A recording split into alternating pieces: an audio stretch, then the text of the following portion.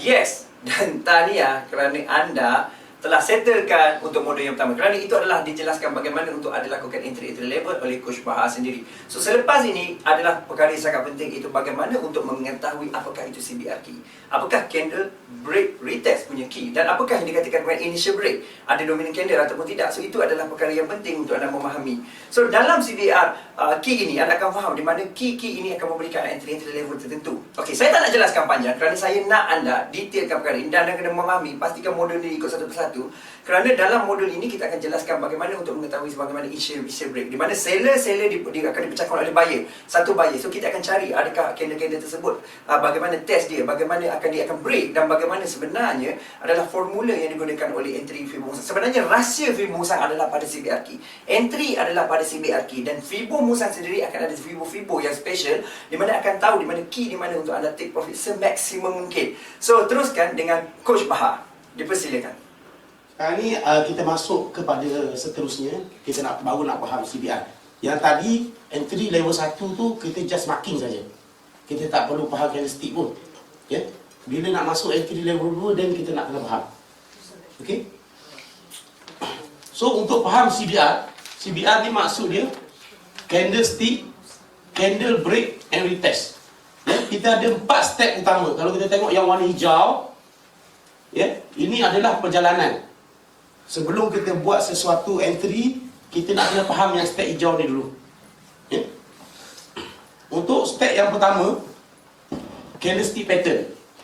Dalam CBR, dia cuma ada 3 sahaja candlestick pattern. Ya?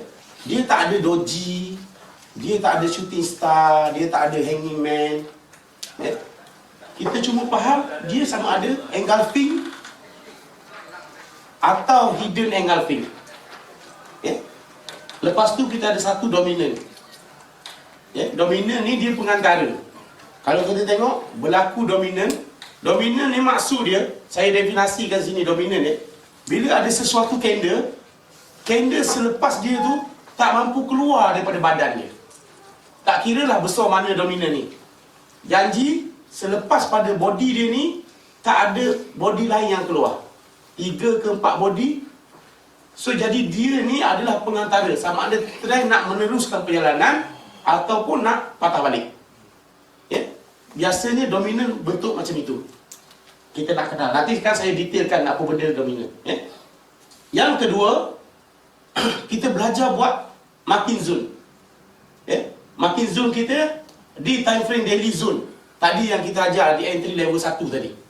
Ya? Macam mana kita nak marking zone di D1. Okay. Lepas tu di time frame H4 dan H1.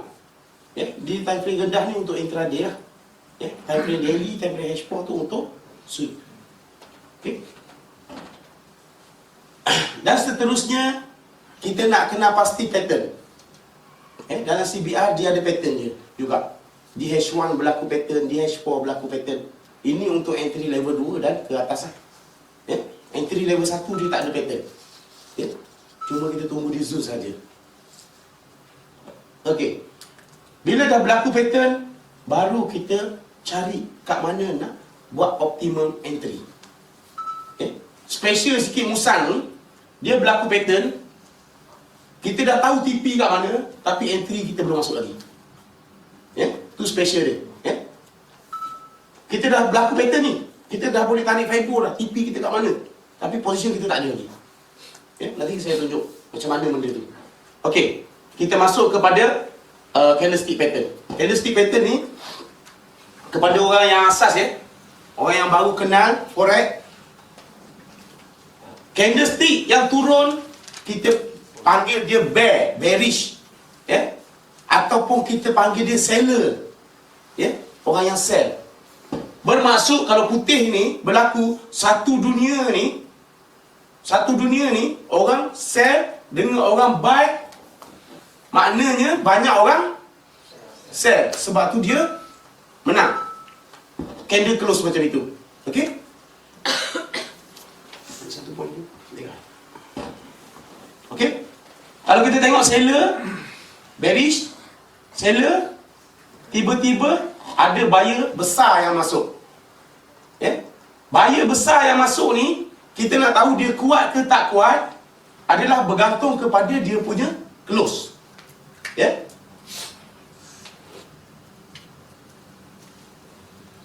Warna merah seller. Ya. Tiba-tiba datang buyer start kat sini.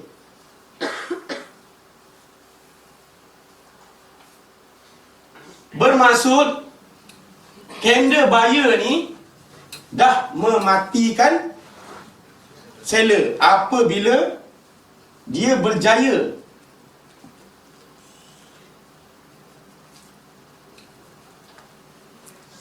close di atas open. Faham tak? So, dalam CBR, zone ini, zone yang ini dipanggil zone initial break. Kalau dalam grup nanti disebut IB, initial break. Ini adalah petanda awal market nak berubah arah ataupun petanda awal market nak retrace. Bukan saya kata bila berlaku macam ni, okey, ready untuk buy. Tak. Cuma petanda. Confirmation tak ada lagi. Okey.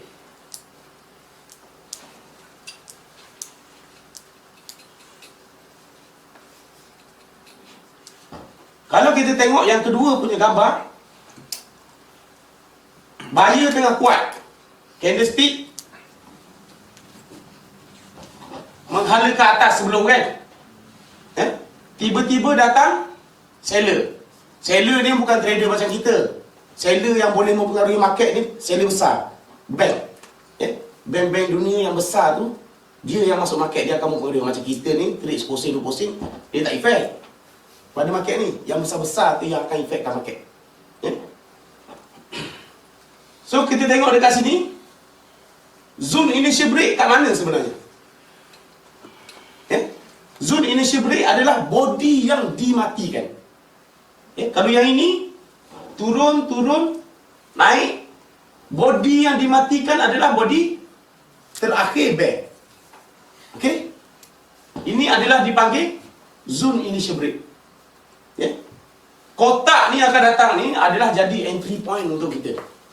Jadi entry point untuk kita, entry level 2. Okey, entry zone. Okey. Kalau kita tengok kat gambar yang ketiga, dalam market pada hari ni, keadaan sekarang ni, 2012, 2013, 2014, terlalu banyak trade candle.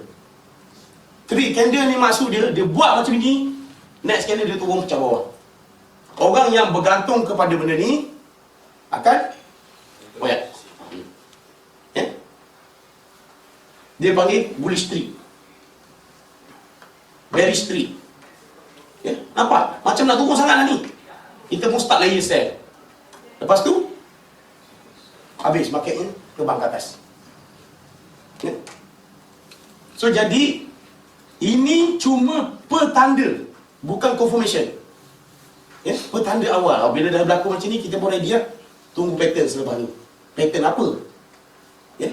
Dalam CBR dia ada pattern dia. Tapi orang dah sebut, oh tunggu pattern. Adakah engulfing ni pattern? Bila berlaku macam ni, adalah kita boleh terus entry set? Tak. Sebab apa? Biasanya kalau market tengah trending ke atas, time frame besar tengah trending ke atas, pengantara dia di H1 dia akan bentuk macam ini. Berhati-hati. Trick.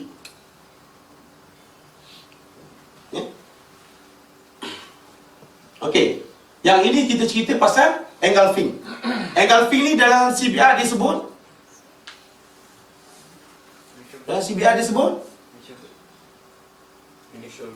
initial break. Okay? IB, initial break. Okay? Faham konsep candle dimatikan?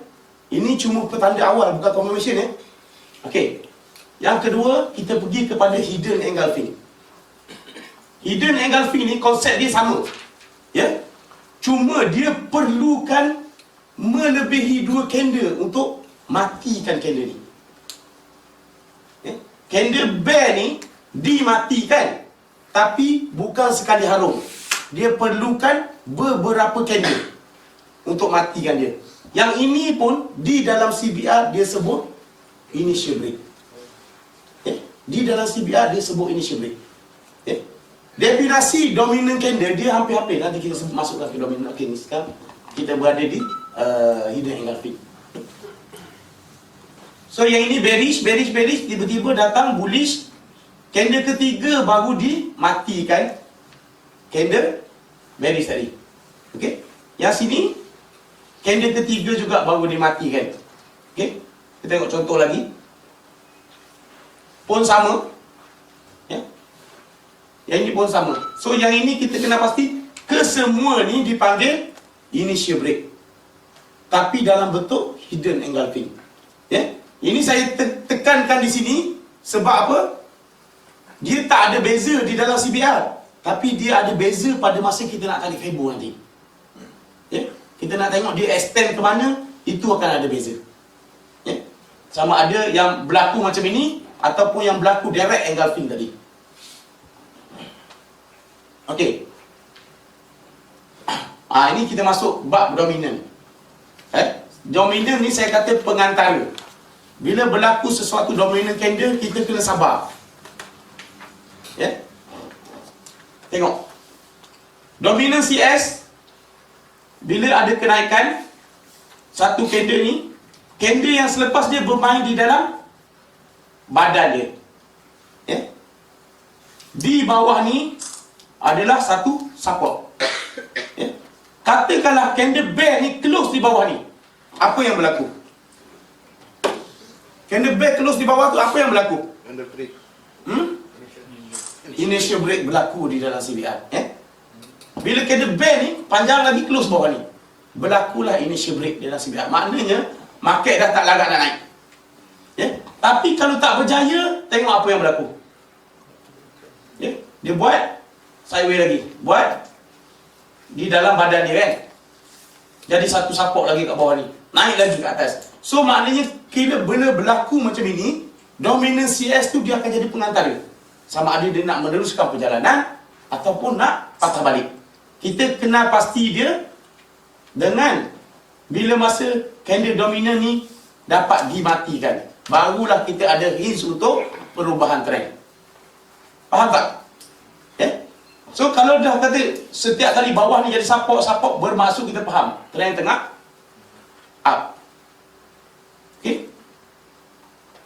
Kita tengok contoh lagi. Siapa yang boleh tunjuk saya mana satu dominant CS? Abang Salim, kat gambar ni mana satu dominant CS?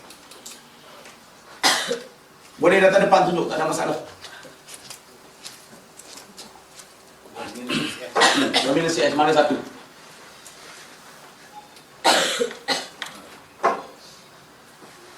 Yang ini. Okey. Yang ini. Yang sana? Ini dominant. Itu dominant. Dimatikan ni. Dia support lah. Betul. Okey. Betul tak kawan-kawan? Abang Salim ni explain. Tak kot. Dia dominant. Matikan. Dia support lah. Bull dimatikan oleh bear. Bear dimatikan oleh bull baru dapat dominan. Okey, definasi dominan ulang balik. Apa benda dominan? Abang Salim, apa benda dominan? Dominan. Apa maksud dominan?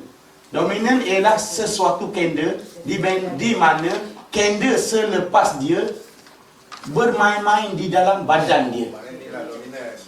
Okey, satu. Ini candle break. Tak kisah candle break tak break. Ini kata ini dominan, candle selepas dia dalam badan dia kan. Berjaya mati tak? Tak. Tak berjaya. Lepas tu dia turun low. Ini matikan ni. Tak kisah. Okey, ni berlaku ni. Lepas ni ada badan keluar tak? Tak ada. Ni candle apa? Bear. Jadi dominan lah. Dominan lah. Ni dominan, ni pun dominan. Ya, tak kisah breakout, tak kisah. Cuma kita nak kenal pasti dominan. Okey? Faham tak? So, candle ni turun. Candle selepas dia bermain di dalam badan dia. Dia turun lagi breakout. Dia buat lagi. Bermain di dalam badan dia. Breakout. So, jadi, candle dominan kita, kalaulah nak naik Kalau lah nak naik, candle ni kena close atas. Kena matikan dulu candle ni. Baru dia ada hinge untuk naik. Okay? Yang ini pun sama. Kalau nak naik, candle kena keluar atas. So jadi kalau kita tak sabar pergi buy kat sini tanpa sebab, tanpa sebab, tak ada entry level 1, saya saja nak buy dan kenalah yang ni. Bila mati datang. Dia punya dia punya shadow ke dia punya body? Ha? Close tu. Body. Let's say dia nak pecah bagi apa? Body. Body. Kita tengok body dia. Okey? Faham tak dominansi S? Siapa yang ada masalah lagi engulfing, hidden engulfing dengan dominansi S? Yang tak faham boleh kemukakan soalan. Sebab ni asas. Kalau ini tak faham, kita akan telah kabut kemudian. Patutnya dalam CBR ni tak susah. Sebab dia tak banyak pattern. 3 candlestick je kena tengok. Kalau tak ada soalan, saya akan teruskan. Okey? Boleh? Okey. Saya nak cerita pasal benda ni. Kalau kita tengok market berlaku initial break, turun. Wah, kita tengok candle ni naik, dimatikan. Betul? Mati tak? Candle ni keluar atas pada biru kan? Oh, kita kata dah berlaku nak naik ni. Kita pun start layer sell, layer buy. Turun je kita start layer buy. Akhirnya kena stop loss. Betul tak? Betul. Okay? Kena stop loss, buat tahu sini berlaku lagi. Candle ni dimatikan. Naik. Kita pun start buy lagi. Okay? Kena lagi stop loss. Berlaku lagi. Masuk lagi. Akhirnya, yang ini masuk $1. Yang ini masuk $5, 50 sen. Yang ini masuk 20 sen. Yang masuk 10 sen baru buat untung. Tak boleh nak cover yang masuk $1 dia punya untung. So, kalau kita mengharapkan engulfing tu sebagai kita punya pattern, inilah trading kita. Muka surat ni saya nak ceritakan benda tu. Okey?